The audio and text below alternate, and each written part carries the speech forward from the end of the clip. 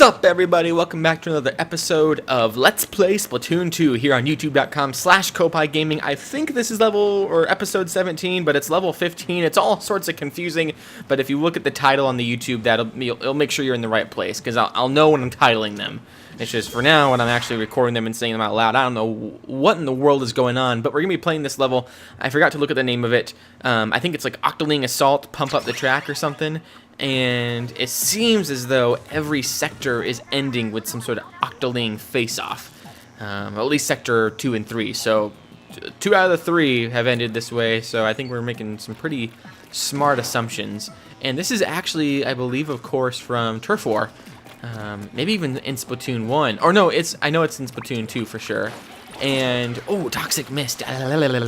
If it touches you, you'll lose ink. Well, we just learned in the last one that ink is airborne, so it makes sense for a mist to maybe pull the ink out of your body. We'll see, we're learning all sorts of inkling science here on youtube.com/Koppai Gaming, because in case you didn't know, this is a Let's Play series where each and every day we play through a mission here in Splatoon 2, and maybe we'll eventually get into things like Salmon Run and Turf Wars and ranked battles, but for now we're just going through, and we also go through and find each of the Sunken Scrolls, and then read through the lore, talk about the lore, and kind of dig into the nitty-gritty of it. So it's been a super fun time. I've certainly been enjoying it. It's been fun to play through the campaign. I've been loving being back in the world of Splatoon and getting completely demolished by these guys. I kind of suck at the game, so be sure to leave a like down below if you like when I suck, and also be sure to leave a like down below when you love when I rock. Yeah, so we're getting into the lore. It's also helping you guys find the collectibles if you are on the lookout for those and maybe have had trouble finding them.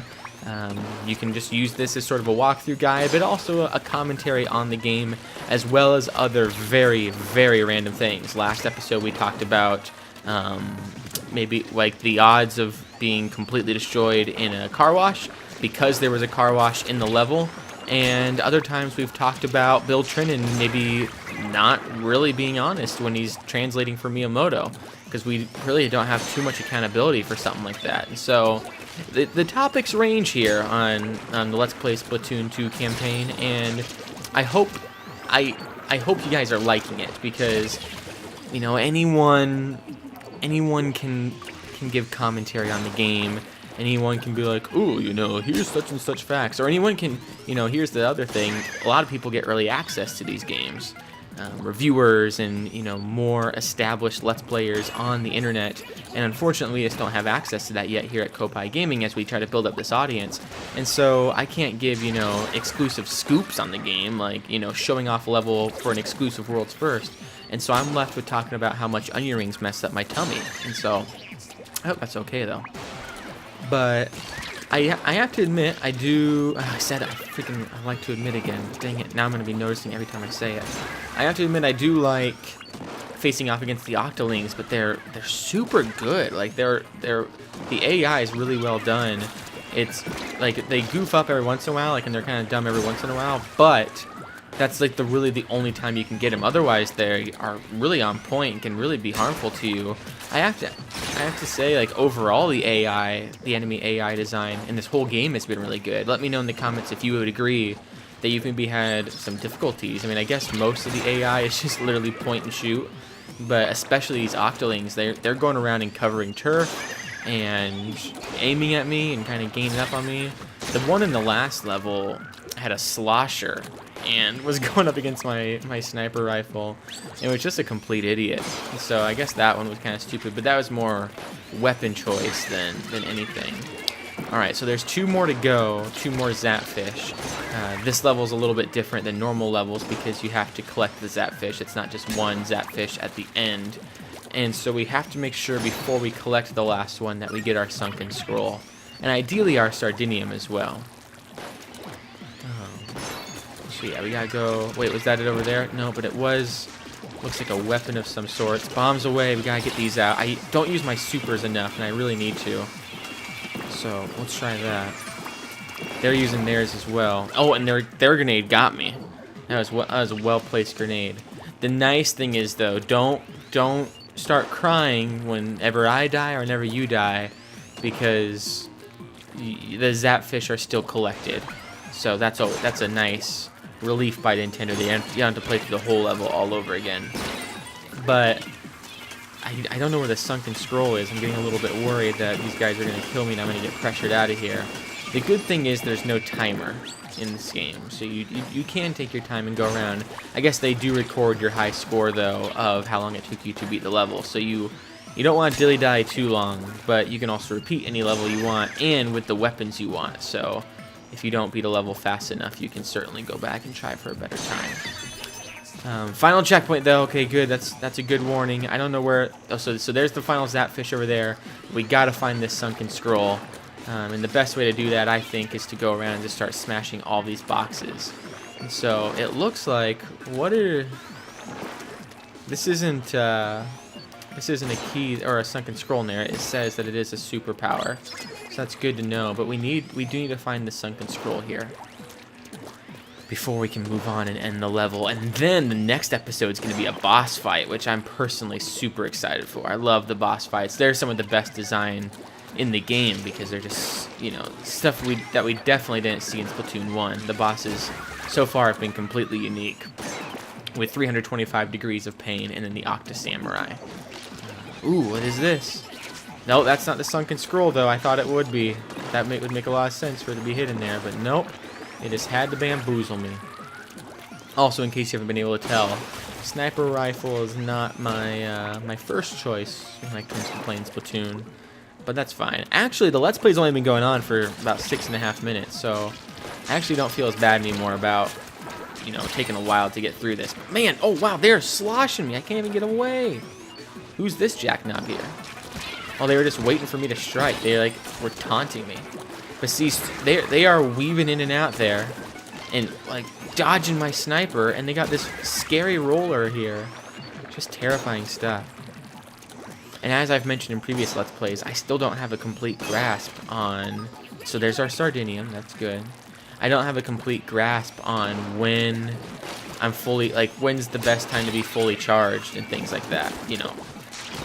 Alright, stay away, stay away. Alright, so that's the final zapfish. We don't want him yet. And if you're wondering, Kaz, why don't you want him? It's because we need to find this Sunken Scroll, because we need to.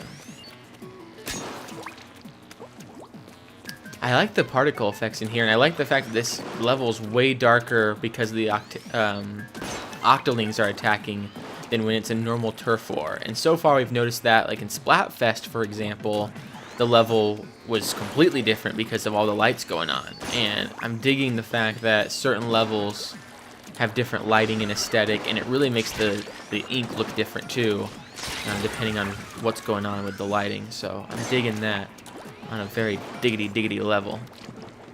What the crap's my dog doing? It always freaks me out when he's digging at things all weird. Because he's behind me. My computer faces the wall and I record and face the wall. And he'll just be going to town on things behind me, and it's just like, what? It could be as simple as, oh, he's just really digging into his chew toy. Other times, he is literally destroying my entire PlayStation. It's like, oh no. That's not good, puppy. What does this key unlock? Maybe it does unlock something good. Special. That's a splashdown to bring down the pain. But that's not a Sunken Scroll, man. Sheldon, can you tell me where the Sunken Scroll is? Because that's really all I care about. We haven't found it, have we? Is there a place that we haven't looked over? Like, I guess if my ink is there, we probably should just go ahead and avoid it. Like, we know, oh, I guess I have explored that spot. It seems like the Octolings have just laid off. They're like, alright, this idiot does not understand what he's supposed to be doing. Now, what I'm curious about is there any more to the level after I get the final zapfish? Because maybe like it unlocks another portion of the level, and I gotta do that in order to get the Sunken Scroll. But there hasn't been any hint of that. Like, they haven't said in the little lower chat, like, hey, once we get the zapfish, then. But the other part is like, I've looked every freaking where. And what's frustrating about things like that is not only do I start getting impatient, like, okay, where's this freaking Sunken Scroll? I feel bad for you guys because I start retreading over areas, and so my apologies, but we can share in the frustration together, I guess. Maybe it's not in the middle here. It's not up above. I don't see like any boxes anymore either. Just keep your eyes peeled. If you see a box, just go ahead and let me know. Be like, hey, it's behind you. Maybe I can hear you through like the parallel dimensions of time and space. Because yeah, we're at 10 minutes now. I think we've spent the past 4 minutes just looking for this thing. And do that. And go up here. And it's got to be an enemy territory or something. Because that makes the most sense that they would hide it, you know, over here somewhere. Like on these things. Oh, man. Like, what are these? You in here, Sunken Scroll? You on the bike over there? No? You over here in this trash can? What are these things? Alright. There's no boxes over here. What is this? It's been here the whole time. Wait a second. But did I waste my key on it?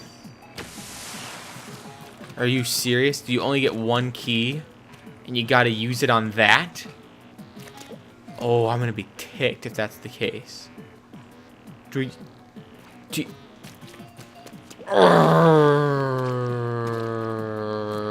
Alright, jump cut to me opening it right now. Alright, I got you this time, you sick piece of crap.